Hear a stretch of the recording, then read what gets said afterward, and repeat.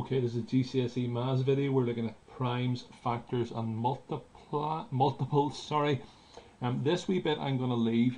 You can complete that bit then during class time. But we want to look then at the next wee bit and then just see. So it says any number can be written as a product of its prime factors. For example, 18 equals 2 times 3 times 3. Product obviously means multiply, and then prime factors 2 and 3 are obviously then prime numbers, and so 2 times 3 times 3 gives 18, and it's a bit like a numbers DNA, and there's a couple of different ways of us working it out. So you can do it by a factor tree. We're going to do this first one both ways. So we think of two numbers and multiply together to give 210. Quite an obvious one then would be 21 and 10, and you work your way down until you get prime numbers. So things that multiply to give 21 are of course 3, which is prime, and 7, which is prime as well. Similarly then for 10, 2 is prime and 5 is prime. So written as a product of prime factors, then 210 equals 2 times 3 times 5 times 7. Now if 2 appeared a couple of times, we would tend to write that then as 2 squared.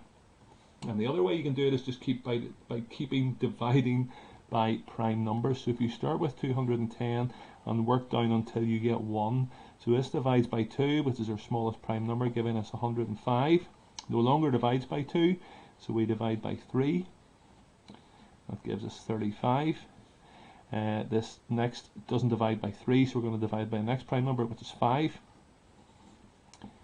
And then this divides by 7, and we work down until we get our 1. So again, 210 is 2 times 3 times 5 times 7. Highest common factor and lowest common multiple. So if you want to find the highest common factor of 128 and 144 by working out your prime factors, the way we do it then is as follows. So 128 is a funny one. It just keeps dividing by 2 because it is a power of 2. So we go 2, 64, which is 2. Go up a wee bit here so you can see this.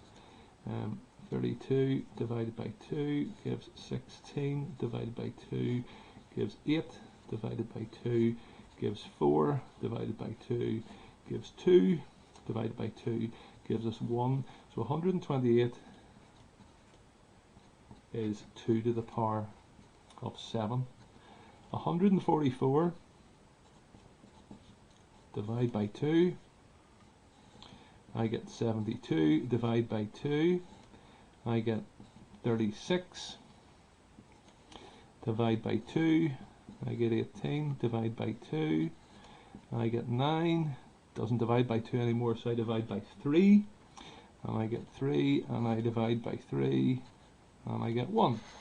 So 128, sorry we're not running out of space here, 128 is 2 to the power of 7, and 144 then is going to equal 2 to the power of 4 times 2 to the power, 3 to the power of 2. So what bits are common there?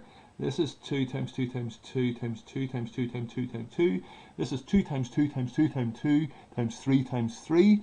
So the bits that are common then is 2 to the power of 4, or the common bits in terms of multiples. So 2 to the power of 4, which is 16, and that then is our highest common factor, which is 16. I mean, you can just muck around with the numbers and see if you can come up with it, but that would be fine as well. But that's it. That's your way of working it out using the product of prime factors. Use prime factorization to find the square root of 275,625. So we have 275,625. Let's see, it doesn't divide by 2, obviously, so we're going to divide it by 3. If I divide this by 3, you can take my word for it, we get 9, 1, 8, 7, 5. We're going to divide that by 3 again, because it divides by 3. Gives us 30625. That no longer divides by 3, so we're going to divide by 5. If you divide it by 5, you get 6125. If you divide that by 5, you get 1225. If you divide that by 5, you get 200 145. If you divide that by 5, we're nearly there. You get 49. Doesn't divide by 5, obviously, but divides by 7. And divide by 7, then to get our 1. So, let's see what we have here. 275,625 equals 3 squared multiplied by 5 to the power of 4 multiplied by 7 squared. So the square root of 275,625, I mean, you could just all do this to the power of a half, in which case all we're doing is going to be halving these numbers here, is equal to 3 times 5 squared times 7. And so let me see, 5 squared is 25, times 7 is 175, times by 3 gives me then 525, I think. Don't know if I quite trust myself here. Let's just check and see. So 3 times 25 times 7 equals 525. That's good. Very similar then. Use prime factorization to determine the smallest value that 55125 must be multiplied by to give a cube number. So again, let's say 55125. It doesn't divide by 2, so we'll try it by 3. If we divide it by 3, we get 18375. That's going to divide again by 3, which is going to give us 6125. Now notice that's the same as the 6125 here, so you can nearly just copy this. It's going to be divided by 5 to give 1225.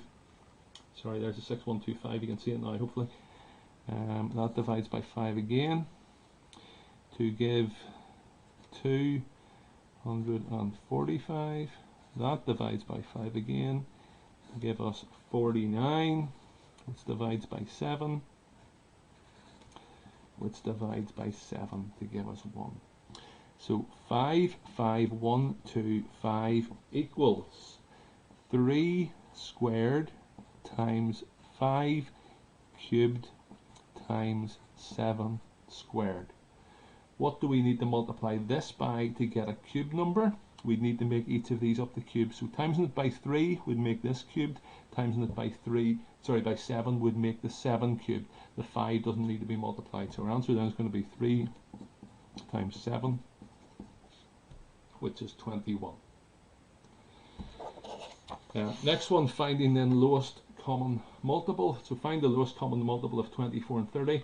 To be honest, if you don't have to do it by prime factors, I would just sit and work it up. I go up in 30s. 30. Does 24 go into it? No. 60.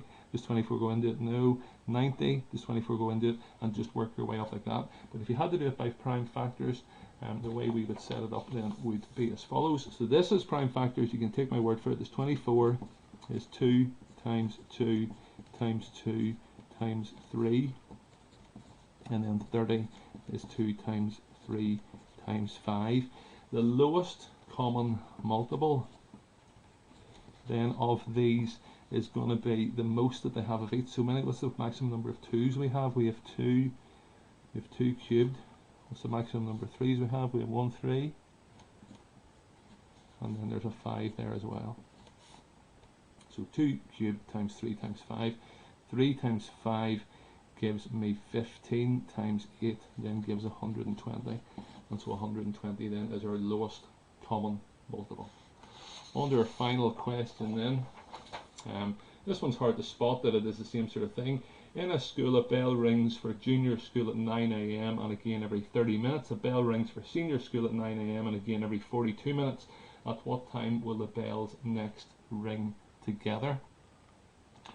So 30, we did it last time, is 2 times 3 times 5. 42 is 2 times 3 times 7. So our lowest common multiple is going to be 2 times 3 times 5 times 7.